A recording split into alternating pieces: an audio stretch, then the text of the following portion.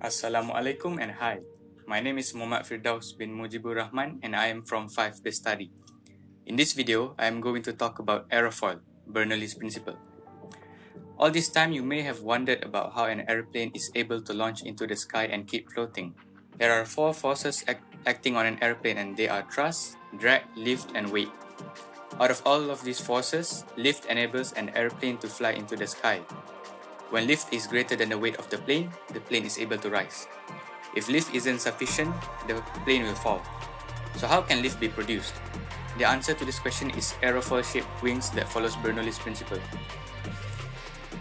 In order to understand how an aerofoil works, we first need to go through Bernoulli's principle. Bernoulli's principle was discovered by a Swiss mathematician named Daniel Bernoulli. In the 1730s, he conducted experiments in the conservation of energy using liquids, observing how water flows through pipes of varying diameter. In a segment of pipe with a relatively large diameter, he observed that water flowed slowly, but as it entered a segment of smaller diameter, its speed increased. Simply put, Bernoulli's principle states that as the speed of a fluid increases, its pressure decreases and vice versa. The difference in fluid pressure results in a force acting from the high pressure region towards the low pressure region. With that out of the way, we can now talk about what's an aerofoil and how Bernoulli's principle is applied to it. An aerofoil is the cross-sectional shape of an object. The aerofoil shape of the wing of an aeroplane causes air to flow at different speeds past the top section and the bottom section. According to Bernoulli's principle, a high air velocity at the top creates an area of low pressure, while a low air velocity at the bottom produces an area of high pressure.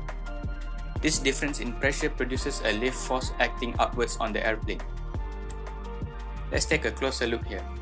As you can see in the picture, an aerofoil has a streamlined design. Its shape is elongated, a symmetrical teardrop lying on its side, with the large end towards the direction of airflow, and the narrow tip pointing towards the rear.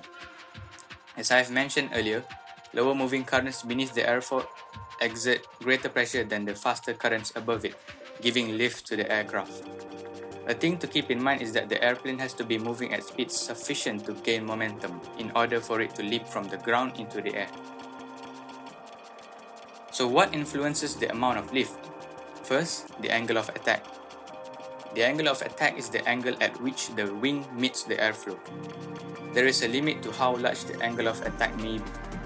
If it is too great, the flow of air over the top of the wing will no longer be smooth and the lift will decrease. Next, we can increase the surface area of the wings. Lift is directly proportional to the surface area of the wing. If surface area is increased, lift increases and vice versa. Finally, speed of airplane must be increased in order to maximize lift. When the airplane is moving at a higher speed, the wings will force more air downwards. This results in a greater difference in pressure and thus lift is increased even more. As a summary, we learned that aerofoil enables an airplane to fly as it complies with Bernoulli's principle. We also learned about multiple ways we can increase the difference in pressure to produce a greater lift force. So that is all from me. Thank you.